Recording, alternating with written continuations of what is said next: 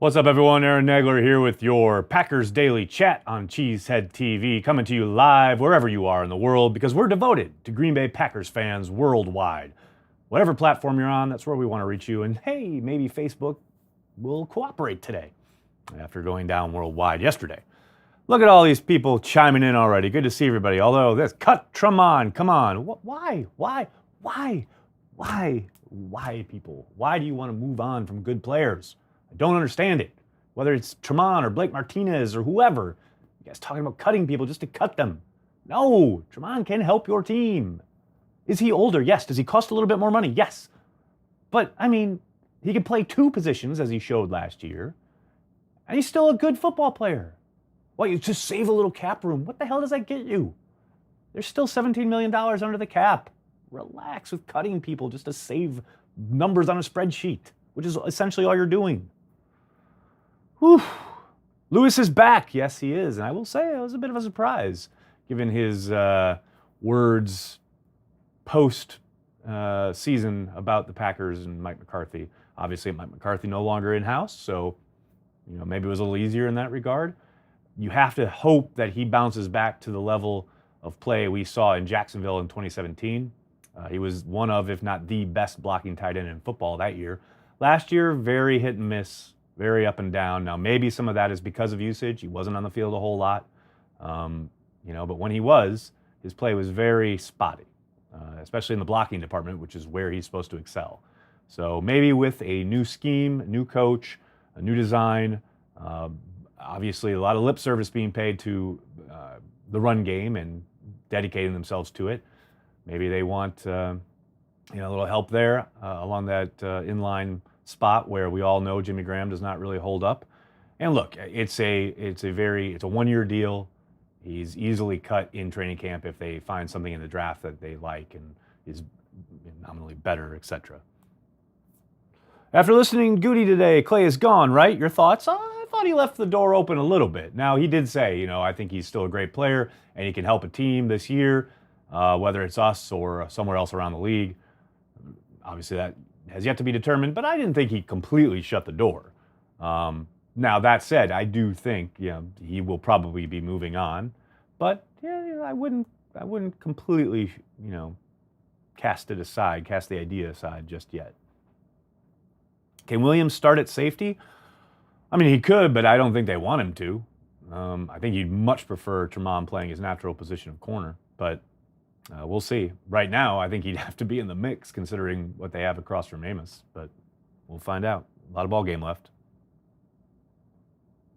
Love Goot's quote today about Green Bay. Yeah, Zach, that was a bit of red meat for the base, I thought, in regards to this is Green Bay, Wisconsin. We are always in win now mode. I thought that was a good one. Are Bears fans really claiming they came out on top in the secondary exchange? Not only are Bears fans claiming it, Bears media is claiming it. Now look, I've been a defender of Clinton-Dix. I know he has had some poor play at times. He takes bad angles. He shies away from contact, etc. But I still think he's a serviceable football player. But anybody with a modicum of sense looking at Amos versus in the sense of pure football play on the field knows that Amos is a better player. Yes, the Packers paid more money for him. It's a bigger deal because he's a better player. But this idea that they got one over on the Packers is hilarious. It's absolutely hysterical if that's the claim. Again, I think Rodgers and Clinton-Dix are going to have some great battles. They did throughout the years in summer training camp. I mean, it's always a good time to watch. Clinton-Dix is athletic and can make plays on the football. I'm not taking that away from him. Like I said, I'm the one guy who's defended him throughout the years. Hell, Clinton-Dix himself blocked me on Twitter the day I was defending him. So, hey, maybe Nagler's never right. We'll find out. Oh God, Alex, I know you're just putting that in there to rile me up. I really gotta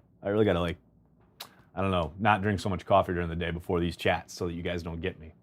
Bring Jordy home. Are you serious? Is Jason Wilde in this chat? Come on, people. Jordy is done. He's yesterday's news. They are moving forward. Get over it. Good Lord, Jordy Nelson. Oh my gosh. Jordy Nelson. I don't care if he agrees to come back on the veterans minimum. No. No. No. Look forward, not behind. Oh. Let's see what else we got here, people. Sign the draft class. You got about $11 million of breathing room under the cap. I think they have a little more than that, but we'll see. I mean, it depends on how many of those picks they actually execute. There's a reason HaHa only got signed for a year in Chicago. Well, yeah, I mean, he did have an offer from the Washington Redskins. We don't know what the nature of that deal was, but if Ed Oliver is no longer there at 12, do you see the Packers trading down? I don't, actually. I see the Packers making a selection at 12. Now, 30, that's another story, but there are going to be plenty of good players, if not potentially great players available at 12. I don't see the Packers trading out of there. Now, if they trade down, say, 1 or 2 spots, still in the vicinity, when they have a number of players rated the same, is that a possibility? Maybe. I still think it's remote, but I don't think it's hinging on one player being available. Bring back Lacey for edge rusher. You guys are funny. I can't trust Aaron Jones for 16 games, even though he's great. Jacobs at 30? That's a new one. That's something I haven't seen posited about. I would be surprised if they went running back at 30, but can't dismiss it out of hand. Can't say never say never. I wouldn't be surprised if they take a running back in this draft. I would be surprised if it was at 30, though. It seems a bit early for the Packers. Organizationally, their philosophy on backs I don't think it changes just because Gutekunst is in there over Thompson. I think they share philosophies there. But we'll see. What up with Breland? I can't read emojis. Yeah, well, yesterday we had the thinking emoji. Today we had the crying, laughing emoji. Can't tell if today's emoji burst was about HaHa signing in Chicago or the introduction of all these new players in Green Bay while he is now a free agent. Who knows what it's about, but it is kind of interesting to note. Do you see the Packers addressing wide receiver at 30 or 44? I absolutely could. I think, again, 30 feels a bit early for the Packers, but again, if there's a talent there that they have rated highly that falls to 30 and they think is an incredible value, yeah, it's a possibility. I'd, again, still be surprised a little bit. You guys have got a ton of questions today. Look at it flying up there, flying up the board here. I like the idea of drafting Bryce Love late. He was a Heisman runner-up. I like Love's game. I do think he'll be there on the third day, and I agree. I think that would be an excellent addition. He's the kind of solid football player that you can bring in, put him in the mix. I think he can do a bit of everything. Yeah, I like that idea. Will Raji co-host with you and Banky on draft night? No, Chris, but stay tuned for the announcement of what we got going over the draft weekend. We got all sorts of goodness planned, both opening that first night in the first round. Saturday, we're going to do something a little extra special here in New York City, so stay tuned. Got a lot of fun coming up that weekend. How is my lamp back home? I don't know, because that lamp and that home are not a place I live anymore, so couldn't tell you. Let's see. Golden Tate, 4 years. Yeah, I saw that, Kristen, signing with the New York Giants earlier today. What I don't get is you're the New York Giants. I have no idea what the Giants are doing other than trying to be as bad as possible. Maybe they're tanking for a quarterback prospect they like in next year's draft. But, I mean, you tire of Odell's act, as they put it, or as has been reported, and then you bring in Golden Tate? Not exactly a demure player, not exactly a guy who shies away from showmanship and controversy and showing people up on the football field. But sure, yeah, Odell's an issue because of his antics. What? I don't know. Let's head over to Twitter, see what's going on over here. Stefano starts us off. Do you admire Gutekunst focusing on solid players, tacklers, health history? Also, the versatility of these players can be huge. Well, first of all, I admire Gutekunst regardless of all those things. But it sure looks like, you look at the guys that he brought in this kind of free agency class, And they are, as you say, solid tacklers on the defensive side of the ball, younger players, and they have been available throughout their tenures so far in the NFL. It's definitely a turn away from what he did last year, where he had, some older players, whether it was Tremont, whether it was Wilkerson, Jimmy Graham. I like the idea of getting these ascending players, as he called them today. So, yes, I think that is a very good development. Okay, I actually answered this on Twitter today, but I love that somebody has the notorious Sacral as their Twitter handle. Serious Sacral subject, where do you see him slotting in this year? Or do you think if they go edge early, he is a casualty on cutdown day, and my Pro Bowl prediction yesterday on Packers Daily is not realized, and I have to change my Twitter handle? No. I would be absolutely shocked if they moved on from Sacral, no matter what happens in the draft. If they go edge, I'd still be shocked if they moved on from Kyler, because he's cheap labor and effective labor that knows your system at that. He's in the last year of his rookie deal. This is the year where his salary, actually comparative to the other 3 years, yes, it goes up to like $1 million or something, a little over $1 million, but he's still dirt cheap in the grand scheme of things. He's a guy who, like I said, who's been productive, finally comes into his own last year, and now you get rid of the guy? I don't see it. Plus, he helps you on special teams, which is something you probably won't get out of some of your other edge guys. If Turner is a good fit for LaFleur's offense, I was wondering how Spriggs fits in with his wide zone running scheme. He was supposed to be fairly athletic coming out of college, wasn't he? Justin, yeah, he was supposed to be a lot of things coming out of college. How does he fit in? I think he could definitely be a stopgap at this point, but man, you don't want to be counting on Jason Spriggs in any way, shape, or form. And that's kind of what I was alluding to in regards to the title of this chat today. As far as free agency and the free agents that have been brought in, everybody's talking about, we haven't seen anything like this. It's so different. Well, it's the first time in a while that they've had, a cupboard that was somewhat bare, a talent-depleted roster. Throughout the last decade plus in Green Bay, you could always count on, yes, you're going to have your misses in the draft, but you always had a good churn of talent throughout the roster. And these last couple drafts, as we have gone over ad nauseum, seemingly, in the past year or so, you look around the roster and there's not a lot of talent left from Ted Thompson's final 2 drafts. So what Gutekunst has done, essentially in one day, is gone out and tried to replenish and inject some talent into the roster so that A, he doesn't have to reach on draft day, but B, so his coordinators have something to work with. And essentially, bringing Turner in is an admission that you missed on Spriggs. Bringing Amos in is an admission that you missed on all those guys you tried in the secondary, trading away a talent in a Demarius Randall, having all these other kind of misses in the secondary. You got to replenish that roster. You got to revitalize the roster with some talent, and that's what they've done. And I think in the case of Turner specifically, he is there because they missed on Spriggs. So I think Spriggs still has some value, but I wouldn't be counting on him in any way, shape, or form. All of these deals have me thinking about the now looming end of Kenny Clark's rookie contract. I'm hoping we leave room to re-sign him early. Martinez is in the same debate, though. I'd be okay letting him walk if it meant locking in Clark. Thoughts? Clint, don't forget, they have the 5th-year option they can exercise, and I'm pretty sure they will exercise on Clark. I don't think they're going to have to worry about locking him up for another year through a long-term deal. But it will kind of come in concert with Martinez getting paid.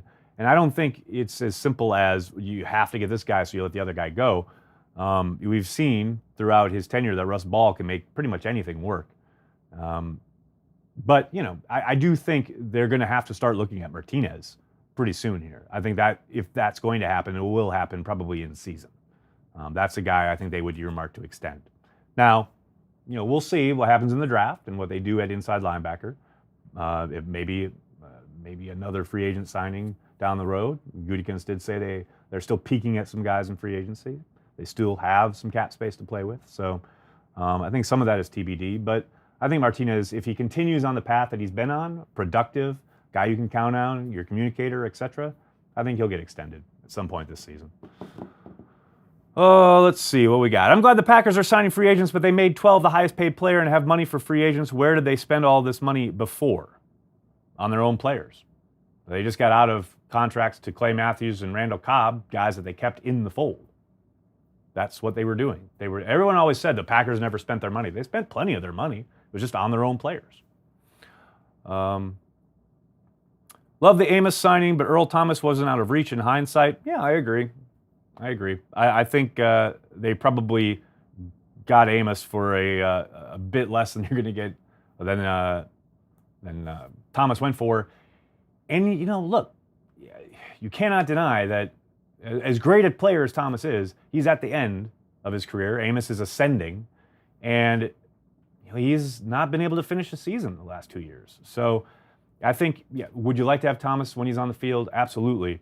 But as somebody on Twitter alluded to earlier, all of these guys that they have brought in have been available throughout their tenures. I mean, that has been the bugaboo in Green Bay, right? The idea that every single year they're dealing with all these injuries. Well, go out and get some guys who have proven to be resilient and able to stay on the field regardless of whatever injuries they may be dealing with. So, yes, Thomas would have been a great addition, and I love him as a player, but I understand why maybe the Packers shied away from that. Good to see Jamal Moore working on his footwork and hopefully catching. Saw a lot of IG videos he's working. Yes, and they've been on Twitter as well. He's certainly working there with the helmet on, the Packers helmet. Look, I don't think I've said it, much to the chagrin of some of our commenters and some people in my mentions on Twitter. He's got all the tools. He has absolutely got the talent to be a player in the NFL. He has got to just put it together, and that's what you want to see. You want to see him working in the offseason. You want to see him working to try and get better. You want to see that jump from year 1 to year 2. It's all in his hands because the tools are there. I don't like thinking too far ahead, but Cody, you're going to go right ahead and do so. What are your initial feelings on Mike Daniels going into a contract year? I think it's going to motivate him. I don't think he's impervious, and I don't think he's immune to the social media throng that early on in the year, Mike Daniels isn't the same. We're not getting the same Mike Daniels, blah, blah, blah, blah, blah. And then he got hurt. He's on IR. I think he's going to be motivated. And I think people are going to be pleasantly surprised by what they see out of Daniels. He wants that last, third big contract, and, he's got all the motivation in the world now to go do it. And hell, if there's one thing I want on my football team, it's a motivated Mike Daniels, ready to kick some butt.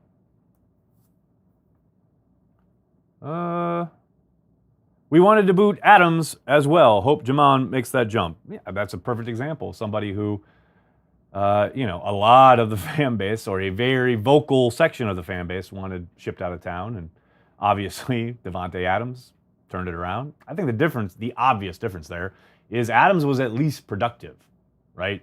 His rookie year. You saw some ups and downs his rookie year, but he was productive. The 2 games that really jump out are that regular season game against the Patriots and then the playoff game against the Cowboys. Then he had those big time struggles in his second year. With Jamon, couldn't even get on the field. Essentially. Barely kind of towards the end of the year, but obviously there's a bigger gap, I think, to jump there. But like I said, the tools are definitely there. We're 1 good draft away from a damn good team. I don't disagree with that. I think, it's always about those pieces fitting together and trying to see how the free agents they've just signed and then whoever they draft, how that gels and progresses forward. Because it's funny, so many people want to look at everything those free agents did in the past. And look, those are data points and you want to point to them. And yes, absolutely, they are worthwhile. They are worth discussing. But it's much more about projection, right? You don't pay guys for what they've done. You pay guys for what you project them to do. And that's no different than the draft. You're acquiring guys and projecting them into your system, into what they're going to do, how they're going to work together. And yeah, if it all gels, it could be special. But a lot of ball game left. And that's the same every year, right? It's kind of like what the Saints went through a couple years ago when they went 7-9, 7-9, 7-9. And then they had some draft picks work out. They did some things in free agency. And then they had one really good draft 2 years ago. And then it all turned around. And then they were in the playoffs. They've gone on a couple runs now. Yes, the Packers are that close. But they got to hit. Got to hit on those picks. How much of a bargain is Devontae's contract? A huge bargain. Huge, monster bargain. Just take a look at the numbers being thrown around in free agency right now. I mean, when they locked up Devontae and Corey Linsley there at the end of the year 2 years ago, that was just business as usual for Ted Thompson. With some nice parting gifts from the old man. Blake Bortles as a backup? Sam, I'll tell you what, I don't hate the idea. And I got so much pushback when I said I gave it a maybe on Twitter. I'm just saying maybe. Maybe they look at him. Maybe they don't. I don't know. But look, Blake Bortles over DeShone Kizer? Are you kidding me? Sign me up. Sign me up. Yes. Can he be erratic? Yes, of course he can. But he's also guided a team to an AFC championship, started a ton of games, helped his team win a ton of games. Actually looks like he can operate an offense, has his former offensive coordinator when they went to said AFC championship game in the house in Green Bay. I mean, I'll take that much more over what I saw out of DeShone Kizer last year. Sign me up. Crosby's final year? It's possible, Julia. We talked about it yesterday on the chat. I don't think he's going to get cut. But if there is a cap casualty candidate, he'd be the one. We need another good safety in the draft. I like Adderley personally. Trey, we talked about Adderley yesterday. I agree. I think they do need another safety. And I don't know if that's going to come in free agency, if it's going to come in the draft, if they're looking in-house. I don't know. I don't know what their plan is there, but I very much agree. Safety is still a glaring need. What about A.J. McCarron? Daniel, I'm not a fan. I get why some people might be. As far as the Packers are concerned, maybe they like him. Maybe they bring him in. Here's the thing, though. I think Gutekunst really likes Kizer. I mean, he was rumored to really like him at Notre Dame when he's coming out of the draft. The Packers apparently were thinking about drafting the kid. And then he goes and plays in Cleveland, and then he trades for him because he likes him. Sometimes this happens, Darius Smith is a perfect example. That's a guy they loved in college. They loved his college work. They loved his college tape. He got drafted. They, were close a couple times, trying to trade for him when he was in Baltimore, and now they acquire him. It's a player they followed, or Gutekunst specifically followed. Kizer seems to be that kind of prospect for Goody, and he seems to like him. So maybe they don't feel they need to upgrade at backup quarterback. I think they do. Maybe they don't. We need Kevin King healthy. Yes, they do. I tell you what, they're a much better defense when he is on the field. I don't think there's any doubt there. But can he stay on the field? Big question heading into 2019. JP Lossman. I saw that, Jonathan. That was hilarious. Are you mad at me? I am not mad at anyone. Except maybe some people in my neighborhood. Why hasn't Breeland been re-signed yet? Will he be re-signed? All depends. I mean, I would tend to think he's probably looking for a big deal, and the Packers did not want to give him one. Now, maybe the longer he sits out on the street, maybe they say, hey, come on back to a team-friendly contract. Now, maybe he's not amiable to that, but I never saw him as a must-sign. I understood why people want him back. I think he can help the team, but I definitely don't want to give him anywhere. I don't want the Packers handing him anything near what Carolina was about to sign him for last year prior to the injury. Any chance we see new signings? It's a possibility. They still have, some maneuverability. They have cap space. They have roughly $17 million. They're going to need some of that to sign their rookies. They get drafted, but they've got the ability to make some moves. And here's the thing. Gutekunst did say they're still peeking at people, and there's still plenty of talent out there that's available. So they could. They absolutely could. Do I expect them to? I think they'll wait some of these guys out and see how they sit and what they're able to get as far as bargain basement deals, but they can still make a move or two. Any chance we dangled J.K. Scott to move up in the draft? That's the funniest thing I've read all day. Thank you. I needed that laugh. Since Nelson got cut, will they bring him back? No. Can you see Gutekunst packaging together picks 30 and 44 or 44 and 75 to move up in the draft?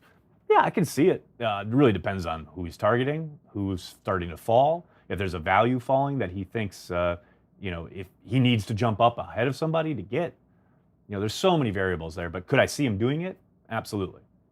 It really depends on how things fall the night of.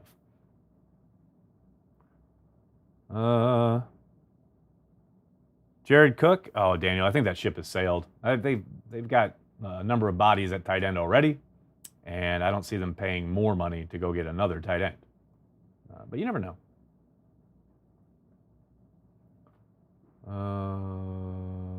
What are the chances another team signs Geronimo from the Packers now that he is tendered at only $2 million? I would think minimal. If he had some off the charts kind of athleticism, I think maybe. But outside of playing with Aaron Rodgers in a system that has benefited him, and he clearly has a quarterback, like I've said often here, that has no qualms about throwing him the football. He's been productive when asked to be, but I don't think any other team is going to look at him and say, oh, that's a guy, that's the missing piece, that's someone we got to steal from the Packers. Now, maybe I'm wrong, but I'm thinking that way, and I'm sure that's how the Packers are feeling about it. Barry, AJ Green. Oh, yes. Well, the Barry thing, I don't know, man. There's a chronic injury issue there that I would tend to think the Packers, who are very conservative medically, they've just signed these group of free agents who are, as we were talking about before, one of the hallmarks of this class is that they are available. Barry is very much dealing with a lot of injury issues, an ankle, predominantly an ankle issue. I don't think is going away as he gets older. As far as AJ Green, it is interesting that that's out there. That keeps kind of percolating. It's a possibility, I guess. Maybe they throw 30 at the Bengals and see if they'll take it. I can't speak to that as far as if there's any actual conversation between the Packers and the Bengals. But, you put Green opposite Adams, dog. Now you're cooking with gas. I'm down with that. Why didn't the Colts sign anyone? So much cap space. They will eventually. Ballard will make some moves. But, smart teams that are talented, especially a Colts team that, improved by 6 wins last year, went to the playoffs, had a playoff victory. They don't need to overspend for talent. They don't need to spend it just to spend it. They'll wait it out, and they'll find value, and they'll find some bargains, and they'll make some moves. It'll happen. Can Mike Smith do what he did with D. Ford last year with the Smiths? I don't see why not. What's interesting there is, the history of not only Mike Smith, but Mike Pettin getting guys to play up and above their ability. When Pettin was with Rex Ryan here in New York with the Jets, he did not have a premier pass rusher. He had a lot of guys who worked really well together, and that's what I suspect is going to happen in Green Bay. I don't think they need, a Von Miller, one of these, obviously you'd love to have that, but I don't think they need it. They just need a lot of, talented guys who work well together in the scheme, and I think that's what Smith and Pettin will get out of the new signings, out of Fackrell, any potential draft picks. That's what I'm excited about, is the mixing and matching, using them all over the place. Darius Smith in particular, I'm really kind of excited how do they decide to deploy him. Do you like the strategy used to cut Perry now instead of going the June 1st route? Well, they would have cut him now regardless. It's just how they would designate it. And yeah, I don't mind it. Take your medicine now, right? Why delay it?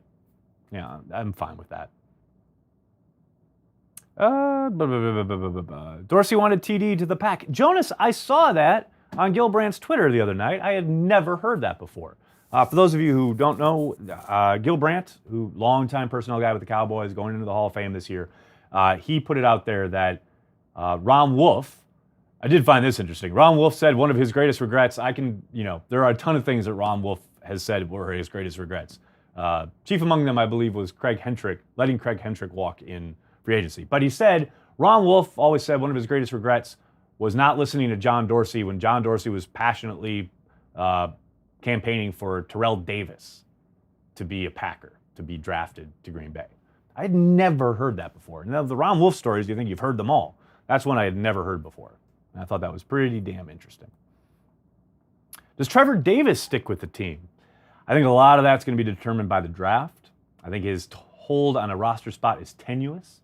I will say, when he came back from injury last year, he played very, very well on special teams, which is what he'll need to do. Not just as a returner, but as a gunner and coverage. He was really good. But then he got hurt again. He's got to stay on the field. When he does, I think he does help them. But if they get another wide receiver in the draft, or just guys that can contribute on teams on coverage, the roster spot is tenuous. Now they got to find a returner, and again, maybe that happens in the draft, but we'll see. Up in the air. Jacob Cole Beasley, he's a Buffalo Bill, so I'm going to go with nah. All right, everybody, I'm going to have to jump. Thank you so much for all the questions. I'm sorry if I couldn't get to yours. I'll be back one more time tomorrow. We've got a full week because of free agency, because of all the moves. Got to talk about it. Always stuff going on this first week of free agency. We're here for you to talk about it with you, the Packers fans worldwide. Thank you so much for all your support. Remember, you can go to cheeseheadtv.com to pre-order our draft guide. It's a draft guide specific for Packers fans, all about how prospects might fit with the Packers. Make sure you check that out. Support us at Patreon, patreon.com/cheeseheadtv. $5 a month supports everything we do. You get exclusive